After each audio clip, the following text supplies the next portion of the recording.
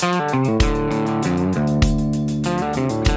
back to Dad's Gone Crypto. Today we're talking about something that sounds simple on the surface, but when you unpack it, it might be one of those internet's biggest sleeping asset classes. We're talking about domain names. Now, just to frame this properly before we get started, insurance.com sold for $35.6 million.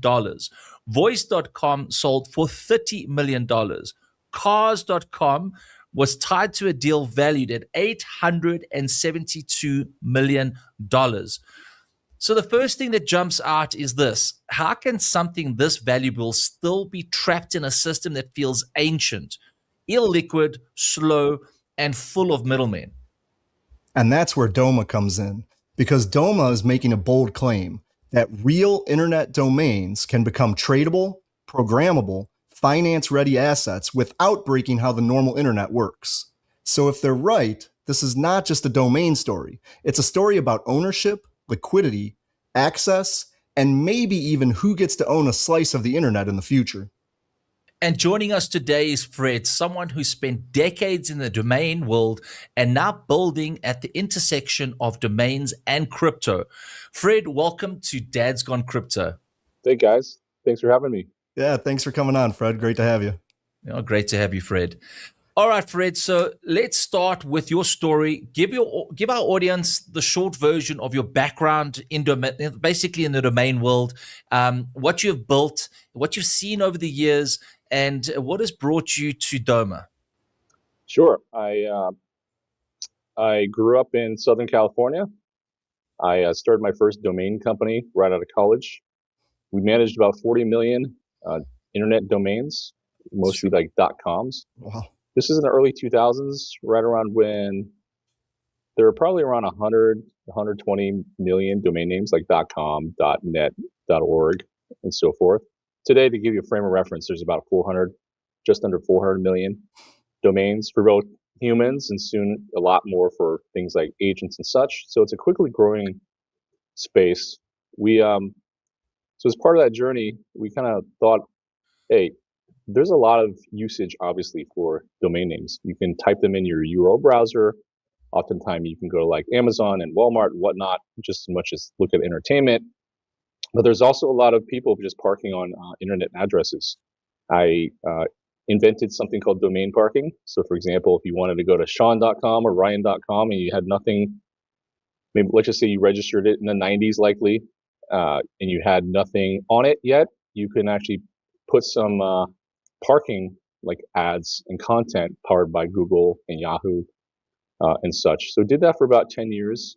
Then I was in the Bay Area for another 10 years where I ran a mobile company, another pretty successful play. We were large distributors of gaming for clients like Supercell, but also e-commerce companies like Wish, Postmates, Uber, Walmart, etc.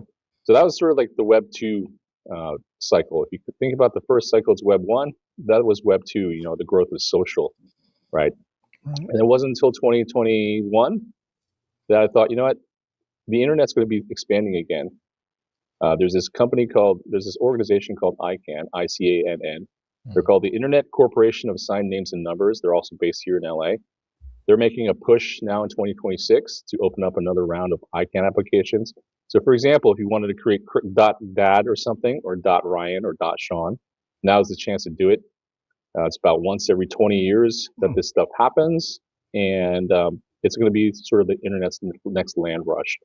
And the second thing is, in 2021, 2022, we also paired up with some domain OGs, and we thought, the fundamental problem with domain names going back to even the 90s, late 90s, is that it's just hard to buy and sell and even trade a domain name. Oftentimes, if you want to cryptodad.com or you think about a new business, you're probably thinking, let me call somebody who knows somebody, and maybe they know a broker, and it may take 8 weeks or 8 months or even years to get a domain. I can only settle it probably using lawyers and paper docs and fiat money. And there's no certainty that this thing's going to close. So, you guys mentioned some of the highlight assets like those domains that have sold for millions of dollars. Fundamentally, domain names are universally understood, right? There's one single single asset. You can visit it. Amazon.com will resolve for every 5 billion plus person on this planet, and inherently it's tied to branding and it works universally. So started Doma in D3 back in 2022, early 2023, because we knew that we had to just tokenize. We had to make things way better and way easier for your end user, both a person who wants to maybe own, who owns and wants to sell a domain name, plus new entrants, call that the demand side. People from all walks of life, including Web3, who want to buy a piece or maybe want to buy a whole domain name super easy. So we want to bring much more liquidity and what we call usage, or rather programmability, to this asset class that has been around literally for 40 years. Yeah, right. So was there like one specific frustration that you had with the old system that made you say, hey, it's time to take this to the blockchain? Yeah, I think the biggest issue people have is, like I said, it's just hard to find a domain name. So let's just say you want to start a company, or you want to start a, I don't know, local mom and pop shop. You kind of usually go to your search engines, or you go to like a GoDaddy, you look for a name. You're spending a lot of time, your stuff's all taken. To get like the good.coms are super much, taken. So you're going to have to go like a 2-word, you're going to have to add a number, or maybe even have to go out 3 words. And you want that .com, but it's good for branding, right? You want to be up there with the Walmarts, the Amazons of the world in terms of respect and just ease of use for your end user. But it's just hard to find.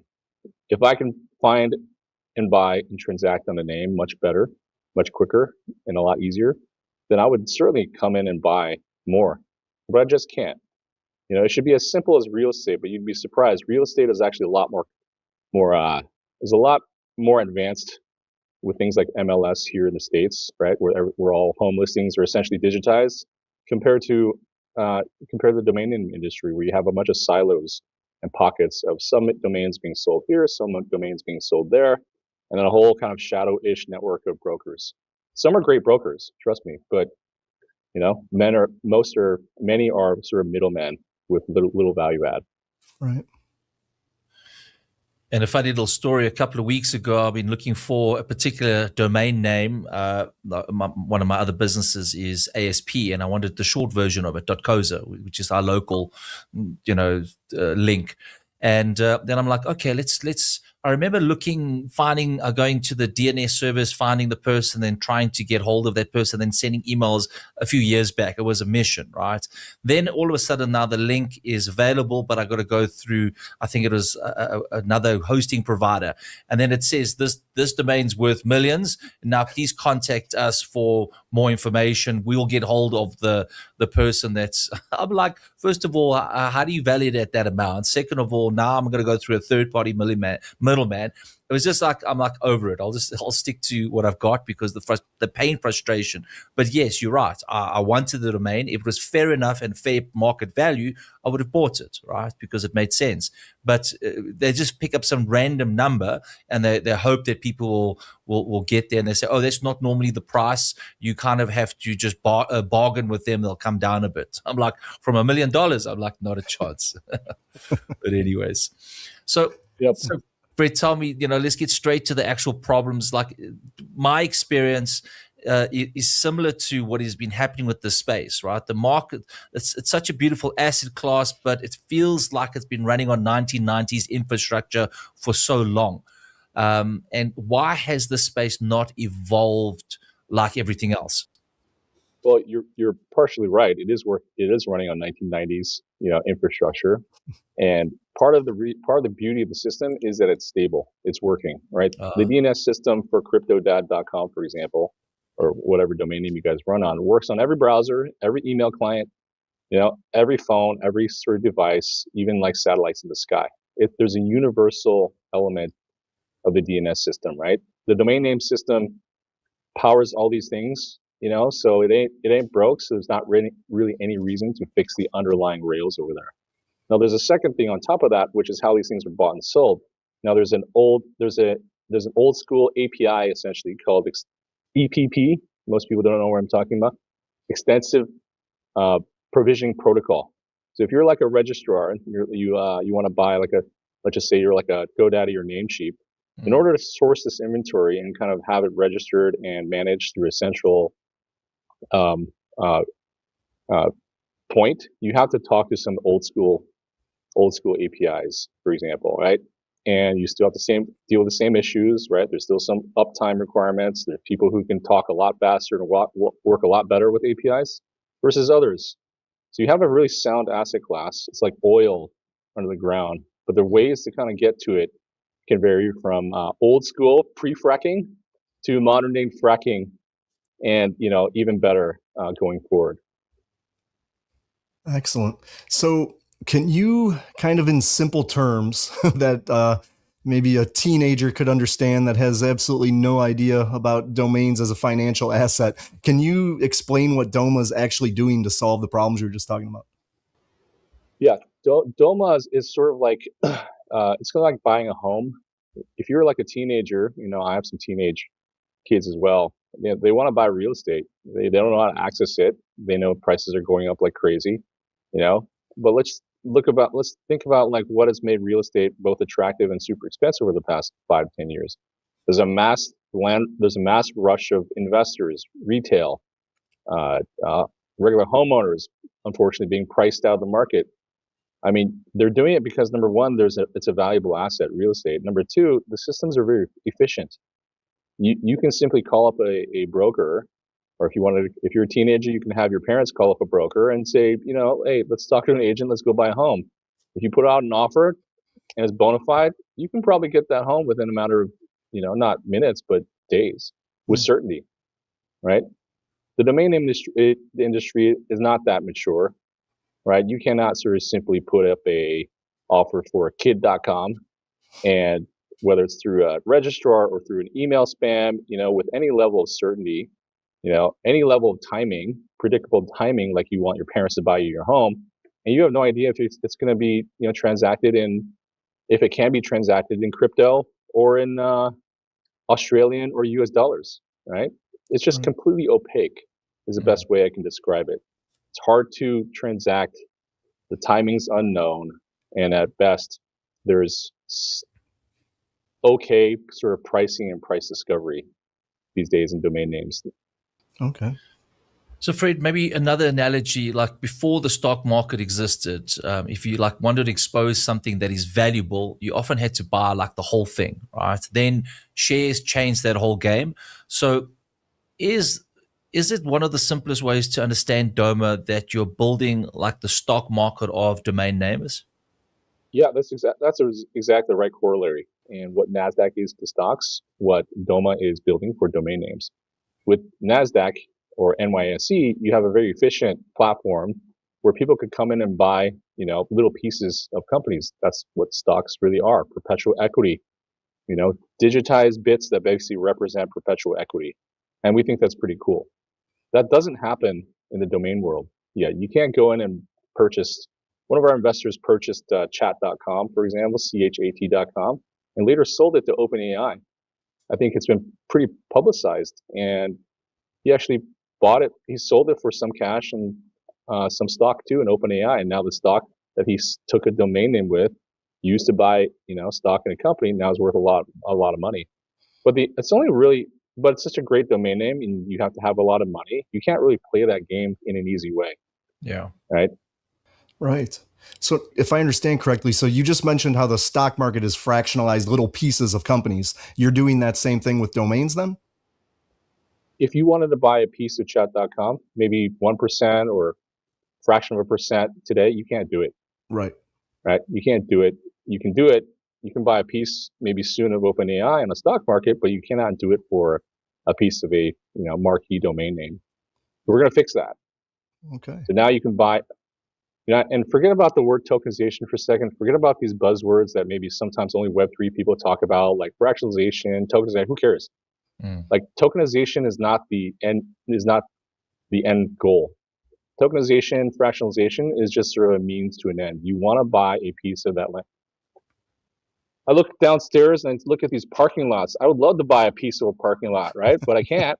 I would love to buy that open plot right across the street where there used to be the Wilshire Grand Hotel. Now it's a the Intercontinental. If I bought a piece of that land, imagine what it'd be worth today because they just put in a multi-$100 million hotel. Right. Domain names are the same thing. It's the same Interesting. thing. In fact, it's better than land because unlike land, domain names you can carry like a chat.com for $10 a year. If I carried that piece of property across the street, I'm paying taxes, insurance, probably some level of appraisal. I have to hire a bunch of lawyers. I have to hire bankers. It would take multi-year to do anything on it. Capital gains taxes. Develop it, own it, you name it. The carrying cost of these things is beautiful. It's only like $10, and sometimes you have an XYZ, maybe $20 a year. That's amazing. So now let's talk about a fear that I think normal people would have, though. So if I do tokenize or fractionalize my domain, and people start trading pieces of it, what happens? Does my website go down? Does my email stop working? What changes on the website from day to day? Easily put, if you buy a piece of a domain name on Doma, right? If you buy a token of a piece or fraction of a domain name on Doma, you're not going to get rugged. Okay. You're still, one thing that we offer if you buy enough of a, like a domain name, like let's take a look at boner.com, one of my favorites, right? If you go in and buy $5 favorite as well. If you buy $5 at boner.com, you actually get a subdomain like cryptodad.boner.com. You can use it for a website, you can use it for email, you can map it to your wallet, you could have your agent tied to it, right? You get real utility out of it.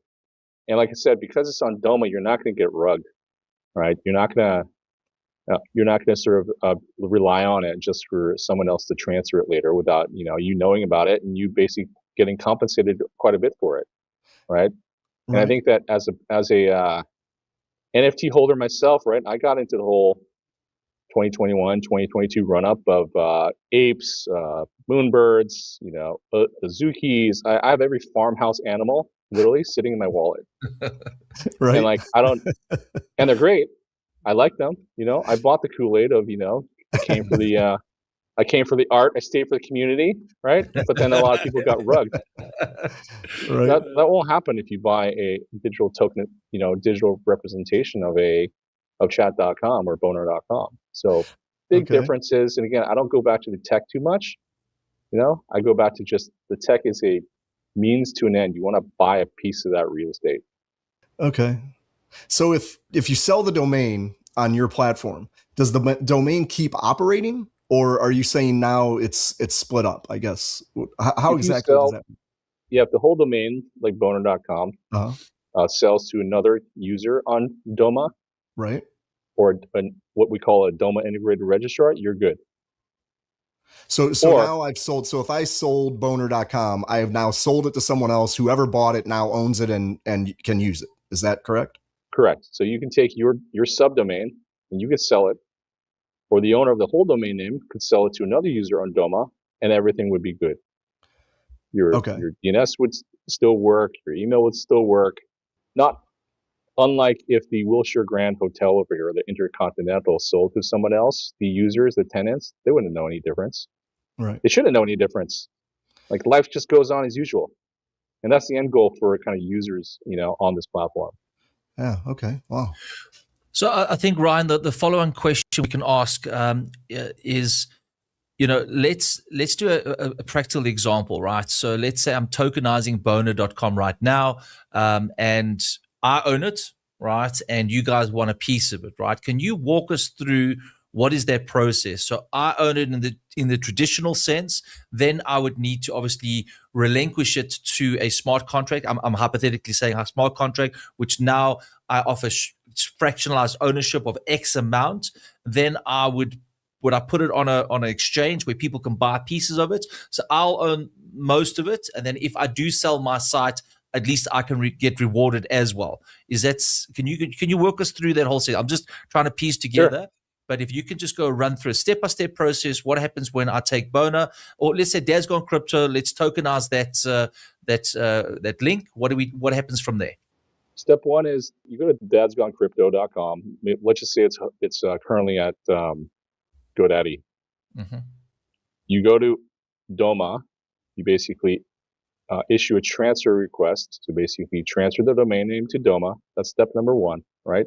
Immediately, you pay your whatever it may be, $20 or something, or $30 for a 2-year renewal, right? Just like any other registrar. Number two, once it transfers in, it becomes tokenized by default, right? Third step is you self-serve, click a launch process to take your domain name public. You take your domain name public through basically issuing a buy it now price, a bonding value, and you confirm the overall supply, let's just say a million ERC20 tokens that represents your domain name. And that's it. You can sell then 10%, 20%. You could self-launch, and you own, let's just say, the rest of the 70 or 80% of the domain name. You yourself as a domain owner can do whatever you want at that point. You can withdraw some of the tokens. You could sell it to the market. You could take a supply on your own. You can market it on various dexes. You can contact your centralized exchanges if you want. You can sell subdomains. You could encourage your community to trade subdomains. It is like your asset, just like it's just like it's your plot of land across the street. You're like the commercial developer, right, of that piece of land, and you're also a land owner. You can do whatever the hell you want with it, right? But what you can't do that today is you can't get a piece of it out the market. You can't take a domain name public. You introduce that new concept to half the people I know in the domain industry, and they think you're crazy. Yeah. Right? Absolutely. Yeah. That's a crazy concept. I'm still wrapping my head around it, but another example I like to use is Airbnb. Let's just imagine you have an Airbnb. You can and should market it wherever you want. You're getting rents for it. It's not all Airbnb. It's just going to go out there and market your land, your listing. You yourself are pounding pavement, sharing with your friends and family. Stay at my place, putting it on Instagram or something, right? Certainly the best Airbnb people I know operate that way, and it should be the same thing if you own chat.com. Yeah, wow, that makes a whole lot of sense. Digital real estate, I love it. So, switching gears a little bit, people have heard about Web3 domains before, ENS, Handshake, Unstoppable, a whole bunch of others. So what did those projects not solve, and why is Doma so much different? So those projects, some of those projects are what we call Web3 wallet addresses, like an NFT, like my monkey JPEGs, right? I came for the art, or maybe it came for the fact it said, I don't know, cryptodad.eth. That's cool. I'm buying an NFT. I'm buying something to map my wallet, and there could be a trading market for it, right? At the end of the day, it's a great, like ENS, they're a great like Web3 community, just like my apes. Nothing is wrong with that. But ENS does not work. If you type in cryptodad.eth in your URL browser, I guarantee you it's going to go to a 404. The reason is that .eth is actually owned, that string extension is owned by the country of Ethiopia, and it doesn't exist yet. So a country in Africa literally has to permit the .eth extension to work on the real internet. Until that happens, when that happens, I don't know if it's going to be in 10 years or 50 years. Until that happens, don't call it a domain name. So I think that what's happened over the past 4 or 5 years is that Web3, who doesn't really kind of know and think about this asset class, will kind of believe anything sometime. If you say something's a Web3 domain name, you call it a Web3 domain, it's kind of like a oxymoron, in my opinion. You're not supposed to call it a Web3 domain. It's either a Web3 handle or it's a domain name like chat.com. But if you combine these two, you start setting up a recipe for a rug. You start setting up the recipe for a rug. And that's what's dangerous. What I like to do, so I separate the two. You either have a domain name, like cryptodad.com, or you have a wallet address.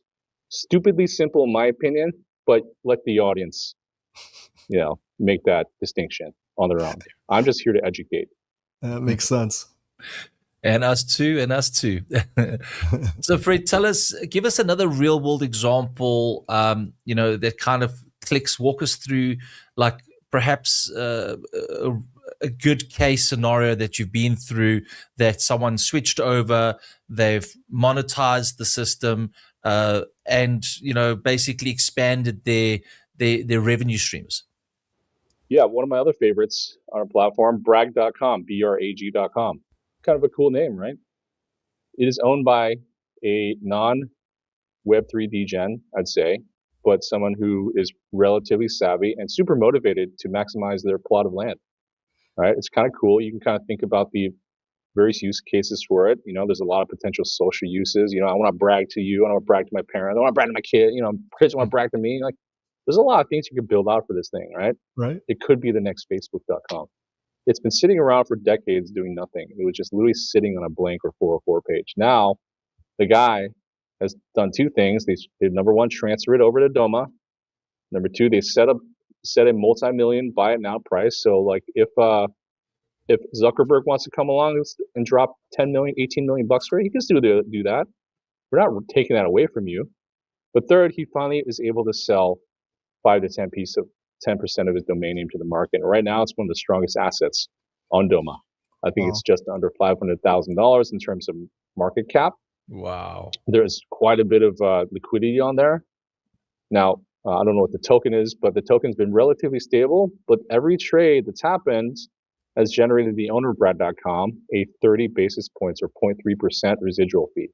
And as you guys know from the Web3 world, with Hyperliquid, it's all about generating transactions. It's all about people wanting to buy in and out maybe of this ERC20 token, right? You have to have a fungible token to make any real money in Web3. So his rents are literally coming. His residual income for the next months and years while keeping control of his domain name and having the ability to sell it for 18 million bucks is just rolling in. The checks are just rolling in every hour, every day, every week, right? You can't do that unless you own that pain in the ass property across the street. Now you can do it for brag.com. Wow. So just so I understand, Fred, so he took the domain, put it onto Doma, tokenized it, clicked the launch button. Now he sold a portion of it. That, let's say he sold 20% of it, which you mentioned. Does he take that full 20% liquidity, all right, as in for himself because he sold it, or is it locked away in tradable and then he only gets revenue from when they trade and buy and sell? How does he cash out the lump sum, or does he only cash through their constant trading? He's an interesting case. He's actually, whenever he's generating these transaction fees, he can make money two ways. He can provide, number one, liquidity on the brag.com and USDC trading pair, for example, and he can generate fees from that liquidity pool. Number two, he can actually generate the fractional sales revenue. Right, on every transaction, there's 30 basis points being paid out to his account, his wallet. Now he actually takes some of those earnings and every day plops it into buying more of the token. I'm looking at the brag.com token right now. It's just hovering around 49 cents US, with a kind of a domain valuation or kind of market cap of $500,000. And every hour, there's these transactions happening. And like I said, we know in crypto that if you have a fixed supply and there's buy-side pressure, including the owner wanting to kind of buy more of his tokens, the price is going to go up, right? And he's not dumping. I can look at it right now if you visit brag.com. It has an $18 million buy it now price. It bonded at 1.5 million FDV, and he's had over $5 million of volume traded on this domain name. What? Right? Wow. Is all that trading going on your platform, or is it also going on a deck somewhere? This is primarily happening on Doma. Okay. Now, like you imply from your question, he could just easily take some supply out and bridge it over to Aerodrome if he wanted, which is another, as you know, another platform based on the base L2 ecosystem. He could take some supply and bridge it over to Solana if he wants, and kind of really pump it up over there too, to a lot of the degens and traders. But that's completely up to him. He can click a button and withdraw all the supply if he really wanted to. Wow. But until he does that, there's a lot of incentives for him to stay and keep his supply running on Doma, right? At Doma.xyz. That's really interesting. So let's bring this a little closer to home. So I'm sitting here and I've never had any access to premium internet assets, or maybe I own a domain and never realized it could be more than just a website name. So what does Doma actually unlock for me? So if you have dad.com or chat.com, it unlocks liquidity, which you never had. And secondly, we expand the use case, right? We allow in this case thousands of subdomain owners under software.ai. Same thing under investors.xyz, right? Those things can't easily be unlocked. And you guys mentioned ENS. ENS has been great about offering subdomains on your .eth handle for years. Mm-hmm. So now you can take this kind of trapped asset sitting around doing nothing. You can expand two things. You can expand the ownership to many people, perhaps, and then you expand the usage, right, of these internet domains. Those two key things are kind of fundamentally why Doma exists. You can still preserve everything else. If Amazon wants to come around, or if OpenAI wants to come around and buy ChatGPT.com, or they want to buy Chat.com, they can do that. You don't lose any of that existing functionality. That's so let's take brag.com and a subdomain. Give me an example of a subdomain. Yep, I'm looking at it right now. Someone had bought a.brag.com for about $100 through staking 200 brag.com tokens. Similarly, b.brag.com 200, all the way down to let's see here. I'm going to just sort by. Look at some other lists. Coin.brag.com for 120 brag.com, again staked, right? And he bought it for about $59 worth. Drip.brag.com, 120 brag.com tokens. Goat.brag.com for 120 tokens. As well, moon.brag.com for 120 tokens. And I want to give you a frame of reference. There are 170 million .coms out there, each paying a company called VeriSign $10 a year wholesale, just to maintain a little database entry on their side. Sure. A little ledger that says that this entity, this person owns that or has a right or ownership of that domain name. So you can think about and put your imagination on, people can buy, I would love for the owner of bread.com to have thousands or millions of subdomains as well. What is the incentive of a subdomain? Is it just that he gets 30 basis points, or does he get a piece of the subdomain? So if it's sold for 100, he gets 50%, or if it gets sold to a third party, he constantly gets a revenue like an NFT type style. How does it generate revenue from the subdomains? So subdomain sales, again, just selling like a plot of my land across the street, renting out a little piece like a commercial property manager. Right, the owner, Brad.com, gets a residual, those rents in perpetuity, as long as that domain exists. Well, there's two specific ways he monetizes. Number one, he buys 120 Brad.com token. He takes those and he stakes it, so it's not going to move. If the person unstakes it, they give up the right to that domain name, and somebody else can come in. Number two, if there becomes a market of 1,000, 100,000, a million or more subdomains, it'll work like the domain name system currently does. Let's look at .xyz. .xyz is one of the most successful domain internet extensions out there, right? We even use one for Doma.xyz. In the early days, when there's only like a few hundred registrations, people don't know it's like kind of like a thing. It wasn't until Google bought abc.xyz that all of a sudden registrations of .xyz started blowing up.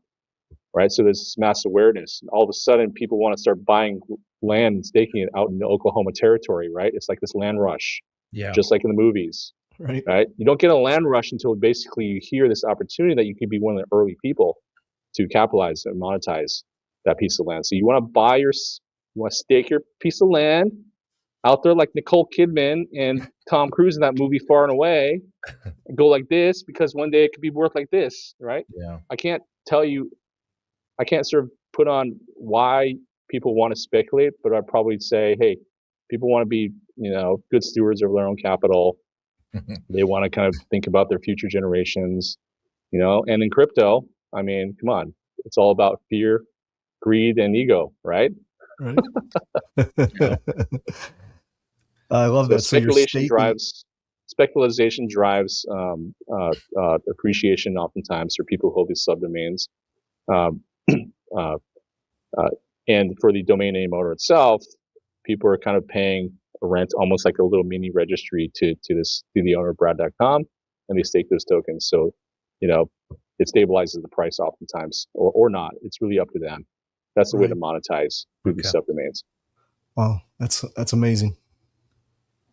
Yeah, so the staking is definitely allows for, obviously, price to stabilize, and for token price to go up. So I think it's ingenious, because he's not prepared to give up his lot, right? If the domain is getting becoming more successful, he wants to hold on to that subdomain as hard as possible, which means his tokens are locked, which means that the price floor increases, which is kind of ingenious to think about it. Definitely ingenious. Oh. All right, so let me sharpen the question just a little bit, because Ryan and I understand the crypto side of things, and we understand there's builders and there's a lot of scams out there.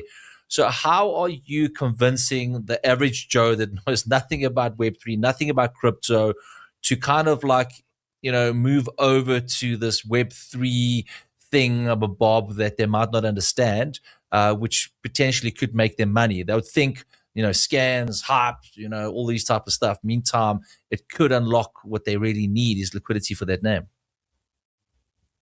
I think one of the biggest things is you need a trusted partner. You need a company.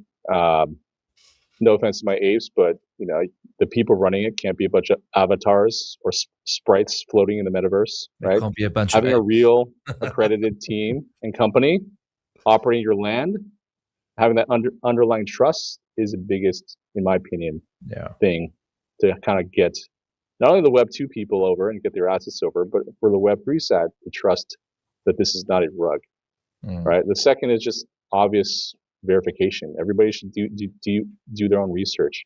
I'm going to come in and buy a piece of Brad.com. Wait, let me check. Wait, does it actually resolve like going to Binance.com? Oh, let me check my wife. Oh, wait, it's a real asset? Well, what? Huh? Yeah. I'm used to monkey JPEGs. I'm used to farmhouse animals. And part of that is you guys need to help also potentially spread the kind of just click. And I think people understand they're rational, but once you sort of throw in the Web3 world those like triggers of greed, fear, ego, like the light bulb really goes on, right? Mm-hmm. So I think we're kind of at this tipping point where people understand that the assets are real on both sides, Web 2 and Web 3. They just need a little bit of a education push and maybe a little incentive to kind of really kind of jump in or ape in, pun intended. Absolutely. All right. So if Doma works, who loses? Who in the current market is most threatened by a world where domains become more liquid, more transparent, and easier for ordinary people to access? Well, first of all, our main motto is we want to basically lift all boats. This domain industry has been around for 40 years, right? We want to enhance that system with better tech, right? It's still going to be your internet. It's still going to be your old plumbing, right? It's still going to be your core asset, managed by this great decentralized org called ICANN, right? But the way to kind of like trade and monetize these things is just going to improve. So we want to bring way more liquidity. Instead of having 400 million domains, there should be over a billion domain names out there being managed, all universally compatible. No, none of this like name collision stuff where you have like five fake .apes out there and stuff. Things need to kind of work as usual. I think the part that the losers will be the ruggers, people who have created fake name systems, right? When we were working with the ApeCoin DAO to create .ape, there were like literally 5 .ape projects out there. Like what? I mean, it doesn't even exist in your browser yet. Like, how can you go out there and represent anything .ape, because it doesn't happen until 2026, 2027. Those people are just sort of wither away as a space, just sort of, the kind of leaders and the people who are actually work and create the working extensions, makes themselves visible. And like I said, it doesn't matter if you're a person sitting in US or China, which is a huge domain market, by the way, or in South America, like anybody can verify a real domain name just by visiting it. Any ISP through the world can verify it just by visiting it. So I think that the ruggers, the scammers, the people selling fake stuff are obviously going to be a loser, but that's what happens in history, right? I mean, yeah, for sure. That's great. Fred, since we have you on the show and we can get it straight from the horse's mouth, I think every crypto dad out there is thinking, how can I get involved? How can I get a piece of this? I don't know what I want to get a piece of, but where do I start? Obviously, I can't afford sex.com, even if I raid Ryan's bank account. So, and all the good domains are taken. So, a guy coming in and thinking, how can I play in this field? What is the opportunities? Where do you see the opportunity lies? You did mention 2026, there'll be a name register that opens up. Where could dads look or people look that are interested in opportunities that might get the edge but not hearing it from anybody else? Yeah, the first is number one, go to boner.com and buy a piece. You could buy a piece for $5. You could buy a piece for $50. It's really up to you. The more you buy, the shorter, more appealing of a subdomain you can get and use and flash it around like a handle. The less you buy, maybe you get a longer subdomain, similar to kind of ENS, right? You can participate today. Number one, go to boner.com. Number two, boner.agent will be available within a couple of years, right? If you believe that, for example, .agent or some of these extensions coming out, I'm sure like .crypto will come out, for example, on the Web3 side. If you believe that the stuff is real and has sort of, similar attributes as some of these like short and memorable .com or .xyz handles, you might want to kind of get in early. And the best way to kind of check on that is, again, go to Google search, check out Doma.xyz. We're pretty good about kind of letting people know on our blog about upcoming land rushes as much as the existing boner.coms out there. Interesting. Okay. So are you saying you can actually purchase like a .crypto now, even though it doesn't exist, or like reserve it? When it becomes available, so the .crypto, for example, there's going to be a number of parties bidding on .crypto. Right. And it's going to be likely an auction. And that auction, and to give you a sense, Google bought .app back in 2012, I believe, for $25 million. A Japanese company called GMO purchased .shop for $48 million, right? So it's like this land, there's going to be an auction for some of the most appealing kind of Web3 and Web 2 generic land out there, and it's going to happen sometime early next year. Interesting. So when that happens, just sort of take a look at, go to GoDaddy and see and check, or go to Pork Bun, one of my personal favorite registrars, or go to even Doma, right, which is which has a accredited registrar as well, and just look out for news in terms of when CryptoDad.crypto comes out.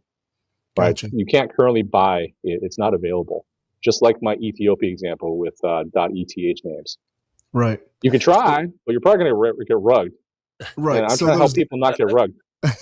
So the .eth names, just for instance, they don't actually exist in Web 2. It's that was a whole Web 3 wallet kind of thing. But so when they do exist in Web 2, let's say Ethiopia opens that up at some point, right? When those do exist, the ones that were .eth are meaningless as far as Web 2 goes. Like it's not like they become transferable. You would have to buy it on Web 2, correct? From a domain registrar. Best analogy I have is I'm not a Swiftie fan, but dude, if you told me that during this Taylor Swift Eras concert you can buy these like little chits or receipts that might get you access to the real Swiftie concert happening in SoFi Stadium over here, yeah, I don't know. Sounds a little bit too good to be true. Right. I know it's only being sold for $15, but I'm seeing on Ticketmaster it's going for $1,500. Probably rug. Right. Probably rug. Yeah. That's the best way to think about the 5 fake apes. That's the best way to think about all these like extensions. And Web3, as you guys know, they'll sell anything to anybody. You just gotta be careful. Yeah. For sure. Fred, you mentioned Google bought .app for a couple of million, right? And 25 million. Yeah, and that's kind of like Like who's got 25 million? Only these big corporations get these dot apps and dot shops and so forth. Are you guys perhaps thinking, is Doma perhaps thinking of an opportunity where you can basically, what happens if the crypto community can bet on dot crypto? And then we each have a fractional share ownership by putting liquidity in to bid on dot crypto. And then for every dot crypto that is sold, obviously there's a revenue share and we all get a piece of that. Are you guys maybe thinking of that? Yeah, we've thought of that. I think that Web 3 is great for capital formation, for whatever use, whether it's kind of, putting in for a bunch of monkey JPEGs, right, which has been around, or going after like the next land grab. I think that's an interesting idea. I would say that usually it's a little onerous just because people usually don't have the amount of patience, the expertise, and any sense of true transparency in terms of how these things are actually going to be issued. But look, I'm not ICANN.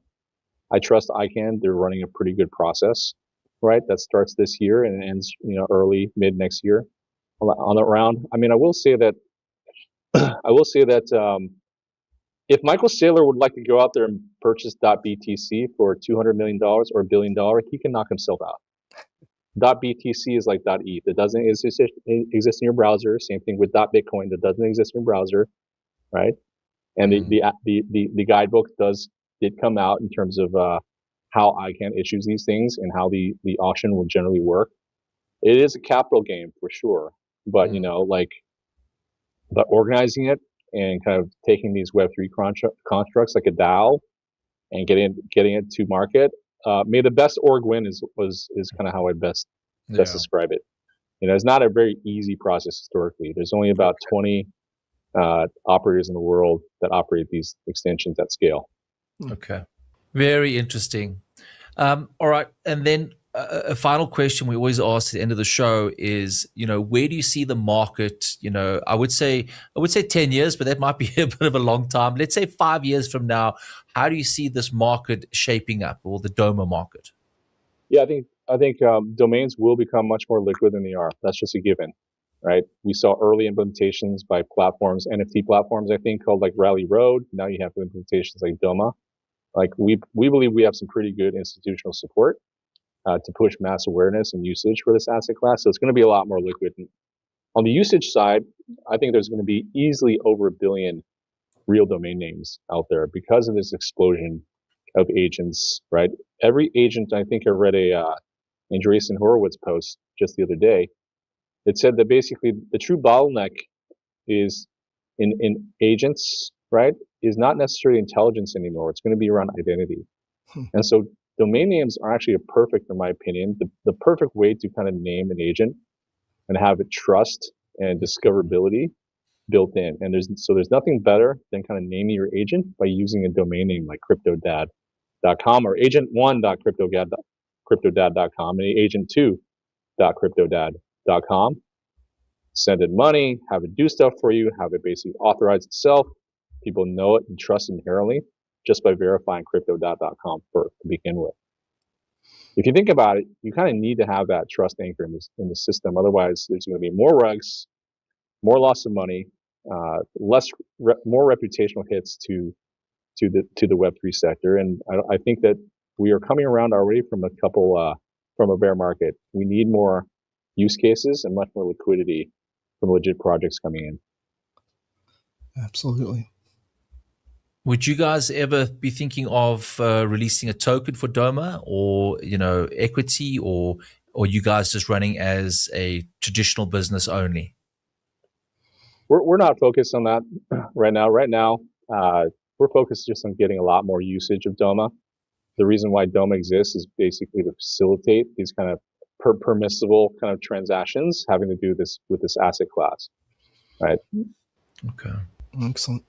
Well, Fred, this has been an absolutely fascinating conversation because it starts with something people think is small, a website name, and now it ends with a much bigger discussion about ownership, liquidity, and access to the internet. And that's always the test for us Dads Gone Crypto. It's about solving a real problem. It does have to make sense outside the crypto bubble. It has to, does it open up access, or is it just another clever wrapper? Fred, thank you for coming on the show and unpacking Doma. We're more enlightened, and I think our audience is, and I think it's a very clever and ingenious system to help people unlock that liquidity. And yeah, thank you very much for coming on the show. Yeah. Thanks for having me, guys. It's fun. Absolutely. It has been fun. Thanks a lot, Fred. And to everyone out there listening, next time you look at a domain name, you might not just see a website. You might see one of the internet's oldest asset classes finally waking up. This has been Dad's Gone Crypto. Catch you on the next one, guys. Ciao, ciao. Thanks, guys. See you, Fred. See you guys. Bye. Bye, guys. The material and information presented in this recording are for entertainment purposes only. Do not misconstrue what you hear as investment or trading advice. Always do your own research. The views, thoughts, and opinions expressed by the guests on this recording are their own and do not necessarily reflect those of Dad's Gone Crypto or its hosts.